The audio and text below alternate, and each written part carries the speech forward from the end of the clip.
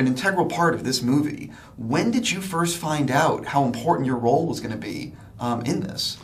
It's funny, on the page it didn't seem that important because it's very few, you know, fragmented moments throughout the story, but what was nice in seeing it is that because of the amount of movies we've all done together and the storyline between these two characters, it sort of added a certain weight to the story in general, just because there's, with, you know, putting the two of them together on screen, all of a sudden with that comes all this backstory and, you know, reminiscence of the past and all of that. So it's nice. It was great. I was really flattered to be part of it. Obviously, James is known, he can write some good dialogue. And yes. You know, talk a little bit about what it was like on set working with James and Hugh, because you have very limited time, but all the scenes are really important and very valuable to explaining where Wolverine is. Yeah, well, I love both of them. And coming in for 1 week of shooting, which is all I had because I was shooting Hemlock Grove, I didn't have time. They had to shoot me in and out.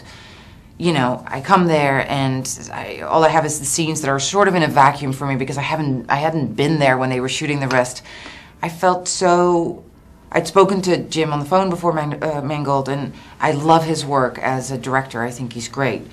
So, and then coming back with Hugh, everything just fell into place, and I felt really confident with James Mangold and, you know, in his vision and guiding me through it. And while I was waiting to do my scene, I saw him direct something already with some of the other actors, and I just thought, he's so real and honest, and, you know. One of the things that's really cool about this movie is it doesn't feel like a comic book movie until like the third act. It's like a character-driven film with a really strong script. Can you sort of talk about your reaction to seeing the film for the first time and how it really isn't a comic book movie?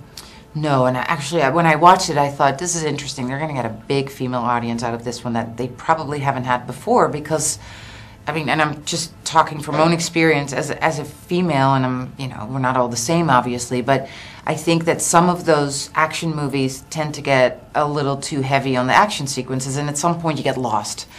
You know, it's like one more explosion, one more, it's like you become numb to all of what's happening in front of you. And then when I saw this film, I was really wrapped up very quickly in the story, because there's a love story, there's this kind of otherworldly, ethereal kind of thing going on, there are these, you know, tender moments, there's real moments of, you know, a painful journey of somebody who's trying to reconcile his past and the choices he's made and the choices he has to make for the future. These are all true and real problems that we all can identify with. So it was great to see that it was just balanced out in a really good way.